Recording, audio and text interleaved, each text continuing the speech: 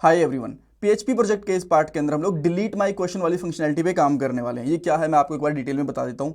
मान लो किसी यूजर ने साइन अप करा, लॉगिन करा, उसके बाद में कुछ क्वेश्चंस पूछे और वो क्वेश्चंस उसको दिख गए माय क्वेश्चंस वाली लिस्ट के अंदर। ये वही क्वेश्चंस होते हैं जो लॉग्ड इन यूजर ने पूछे होते हैं, यानी कि उसके खुद के क्वेश्चंस।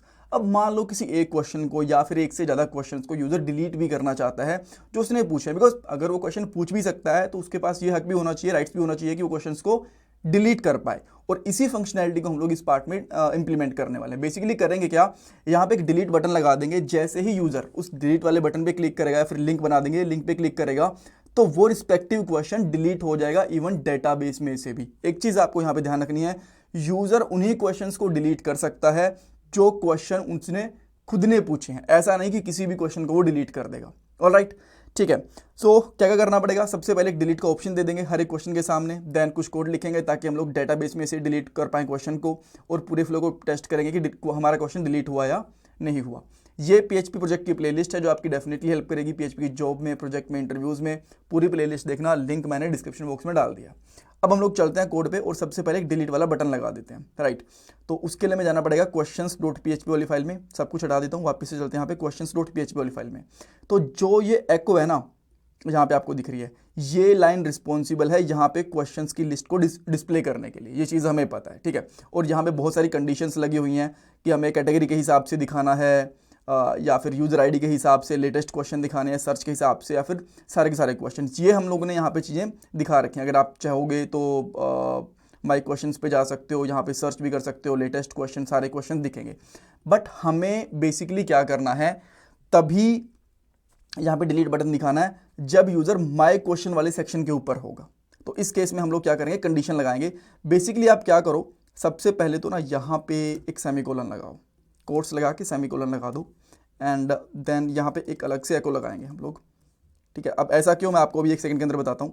देखो अभी इसमें कोई भी फर्क नहीं पड़ेगा, आप चेक करोगे प्रॉपरली अभी भी सारी की सारी चीज़ें वैसे की वैसे ही दिख रही हैं, ठीक है, कोई प्रॉब्लम नहीं है। अब हम लोग क्या चाहते हैं कि यहाँ पे सबसे पहले एक और एको लगाएं और ये चेक करें कि अगर हमारे पास $UID है, UID यानी कि यूजर आईडी लॉग्ड इन है, इस तरीके से हम लोग चेक करते हैं। अब UID का क्या पंगा है, देखो यहाँ से UID के बेस के ऊपर ही हम लोग क्वेश्चंस को गेट करते हैं जब हम लोग माई क्वेश्चन वाले सेक्शन पे जाते हैं। तो UID का मतलब है कि कोई यूजर लॉग्ड इन है, तभी हमारे पास उसकी यूजर आईडी है, राइट। तो यहाँ पे हम लोग क्वेश्चन मार्क लगा देंगे और देन मैं यहाँ पे लिख दूंगा डिलीट, इस तरीके से। अदरवाइज हम लोग लिख देंगे नल अगर यहाँ पे UID नहीं है तो। और अब मैं यहाँ पे अगर इसको रिफ्रेश करता हूँ तो देखो यहाँ पे डिलीट वाला बटन आ गया, एंड और आप देख सकते हो बाकी वाले किसी भी केस के अंदर डिलीट वाला बटन नहीं आ रहा। इवन चाहे मैं किसी कैटेगरी वगैरह के ऊपर चले जाऊँ, कहीं पे भी जाऊँ, जैसे ही माई क्वेश्चंस में आऊँगा तो वहीं पे डिलीट वाला ऑप्शन दिखेगा, ठीक है। बट अभी हम लोगों ने जो है सिंपल सा क्वेश्चन इस तरीके से लगाया ना, इसको थोड़ा सा हम लोग अलग तरीके से लगाते हैं। एंड यहाँ पे हम लोग एक एंकर टैग लगा देंगे, HREF ये लिखेंगे, सिंगल कोट्स लगाएंगे, इसको बंद कर दूंगा एक बार के लिए एंकर टैग को, एंड देन हम लोग सिंपली यहाँ पे मेंशन करेंगे डिलीट, यहाँ पे डी लगा देता हूँ। और यहाँ पे हम लोग बेसिकली क्या करेंगे, एक रिक्वेस्ट पास करेंगे गेट टाइप की, ठीक है। तो यहाँ पे, और ये रिक्वेस्ट कहाँ जाएगी, हमारे request.php वाली फाइल पे। तो मैं यहाँ पे लिखता हूँ सर्वर, इस फोल्डर का नाम, देन उसके बाद में request.php, उसके बाद में क्वेश्चन मार्क लगाएंगे, एंड यहाँ पे लिखेंगे डिलीट इक्वल टू कौन सी, किसको डिलीट करना है, यहाँ पे UID है उसको हम लोग पास कर देंगे, ठीक है। अब मैं यहाँ पे आता हूँ, इसको रिफ्रेश करता हूँ तो आप यहाँ पे देख पाओगे डिलीट वाला बटन भी है। बट मैं चाहता हूँ कि जो डिलीट वाला बटन है ना, थोड़ा सा यहाँ पे ना दिखे, बेसिकली ये यहाँ पे बिल्कुल लास्ट में दिखे, राइट। बिकॉज अभी तो ना बिल्कुल सेम से लग रहा है जैसे कि एक ही चीज़ है ये। तो इस केस में आपको क्या करना पड़ेगा, एक थोड़ी सी स्टाइल ऐड करेंगे हम लोग। तो स्टाइल किस में ऐड करेंगे, जो हमारे पास क्वेश्चन लिस्ट है ना, यहाँ पे क्वेश्चन लिस्ट आपको दिख रही होती है, या फिर आप बेटर एक काम कर सकते हो कि हर कहीं पे चीज़ इंपैक्ट ना करे, HREF के ऊपर, ठीक है। हम लोग एक सेक्शन क्लास लगा देते हैं, क्लास यहाँ पे लगा देंगे माई क्वेश्चंस, सिंगल कोट्स के साथ लगा देंगे क्वेश्चंस, इस तरीके से, ठीक है। देन हम लोग इस क्वेश्चन के बेस पे क्लास लगाते हैं, CSS में जाएंगे यहाँ पे .this, एंड इसके बेस पे यहाँ पे क्या करेंगे, डिस्प्ले फ्लेक्स, ठीक है, एंड देन जस्टिफाइड कंटेंट ये कर देंगे स्पेस बिटवीन, ताकि इन दोनों के बीच में स्पेस आ जाए। एंड देन इसको रिफ्रेश करते हैं, थोड़ा सा इसको हार्ड रिफ्रेश करना पड़ेगा एक बार के लिए। इंस्पेक्ट एलिमेंट, देन यहाँ पे इसको हार्ड रिफ्रेश करते हैं। देखो अब हमारे पास जो डिलीट क्वेश्चन है वो यहाँ पे आ चुका है। अब मैं जैसे इस पर क्लिक करता हूँ ना, एक रिक्वेस्ट तो चली जाती है, बट ये क्वेश्चन डिलीट नहीं हुआ। अभी आप देखो क्वेश्चन ये है, which brand is better, Apple और सैमसंग। मैंने डिलीट पे क्लिक करता हूँ, यहाँ पे गई तो सही एक रिक्वेस्ट, बट डिलीट कुछ हुआ नहीं। रीजन बिंग ये जो रिक्वेस्ट है कहीं पे मैच नहीं करी। अगर मैं यहाँ पे जाता हूँ तो यहाँ पे डिफरेंट कंडीशंस लगी हुई हैं। एक ये कंडीशन लगी हुई है आंसर के लिए, एक लॉग आउट के लिए इस तरीके से, ठीक है, या लॉग इन के लिए ऊपर साइन अप के लिए।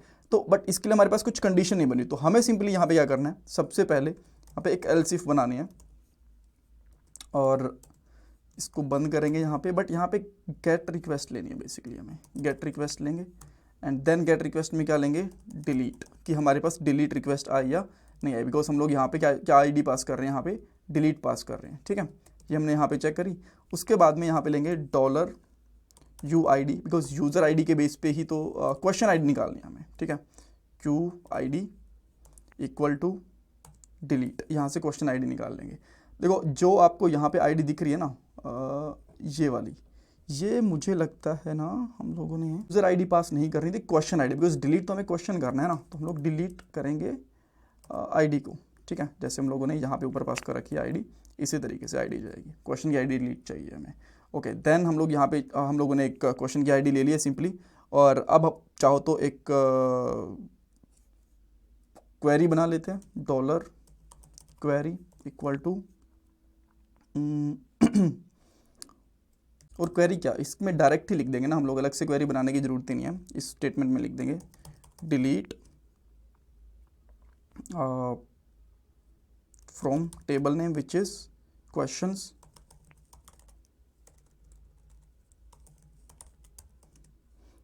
where ID equal to $QID, इस तरीके से, ठीक है। एक बार आप चाहो तो इसको प्रिंट डेफिनेटली करवा सकते हो, प्रिपेयर कर दी, इसको एग्जीक्यूट भी करना था, बट लेट मी सी, अगर यहाँ पे प्रिपेयर कुछ, ओके इसमें कुछ इशू है, इसको एको करवा लेता हूँ मैं एक बार के लिए। आई गेस ये तो एको नहीं होने वाली, तो आप यहाँ पे देख सकते हो हमें यहाँ पे 2 मिल गया, ठीक है, इसमें कोई पंगा नहीं है। अब आपको क्या करना है, जो ये क्वेरी है ना, इसको एग्जीक्यूट भी कर देंगे सिंपली, ठीक है। तो यहाँ पे लिखो $query एग्जीक्यूट, ये हो गई। एंड इसमें हम लोग कर लेंगे इफ़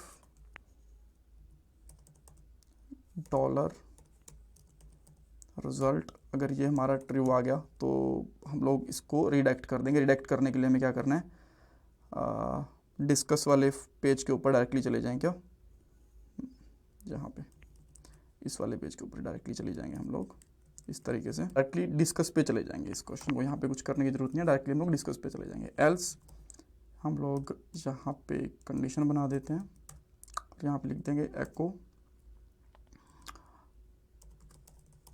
क्वेश्चन नॉट डिलीटेड, इस तरीके से, ठीक है। सो एक बार एक क्वेश्चन को हम लोग डिलीट करके देखते हैं, इसको रिफ्रेश करूँगा, जैसे फर्स्ट पे क्लिक करता हूँ तो आप देख सकते हो डायरेक्टली इस पेज के ऊपर आ गया डिस्कस वाले पे। सो आई गेस वो क्वेश्चन डिलीट हो गया होगा। अब आप देख सकते हो यहाँ पे 2 ही क्वेश्चन रह चुके हैं, एक क्वेश्चन डिलीट हो चुका है। एक मैं डमी क्वेश्चन बना के देखता हूँ, यहाँ पे लिखता हूँ टेस्ट क्वेश्चन फॉर डिलीट, और यहाँ पे टेस्ट डिस्क्रिप्शन, कैटेगरीज के लिए लेता हूँ मैं जर्नल, यहाँ पे ऐस करता हूँ। अब मैं माई क्वेश्चंस में जाता हूँ तो आप यहाँ पे देख पा रहे हो टेस्ट क्वेश्चन बन गया। अब डेटाबेस में चेक करते हैं कि क्या हमारे पास एक टेस्ट नाम से क्वेश्चन बना हुआ है। तो डिस्कस में जाएंगे, यूज़र क्वेश्चंस पे जाएंगे, and let me see, test question कोई बना गया, हाँ ये आईडी एक्चुअली डिसेंडिंग ऑर्डर में आ रही है, तो आप यहाँ पे देख सकते हो 13 वाला टेस्ट क्वेश्चन फॉर डिलीट, ठीक है। और जैसे मैं यहाँ पे क्लिक करता हूँ टेस्ट क्वेश्चन के लिए, तो यहाँ पे डिलीट हो चुका है। अब यहाँ से चेक करूँगा मैं, तो आप चेक करो कि 12 ही रह गए हैं, जो एक क्वेश्चन था वो हमारा डिलीट हो चुका है।